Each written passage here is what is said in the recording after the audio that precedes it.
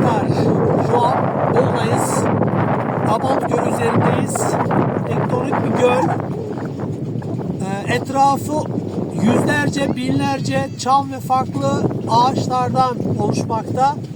Muhteşem bir doğa var. Yani oksijen bol. Çok güzel bir görüntüsü var. Gerçekten Türkiye çok güzel bir ülke. Farklı coğrafyaları, farklı bölgeleri gezdikçe güzel ülkemizin kıymetinin bilinmesi için elimizden ne gelse, ne yapsak azdır. Gerçekten çok güzel bir ülkeye sahibiz. Güzelim Bolu'dan ve dünya harikası Abant Gölü'nden bütün dostlara selam olsun. Muhteşem görüntüsüyle Abant Gölü ile sizleri baş başa bırakıyorum.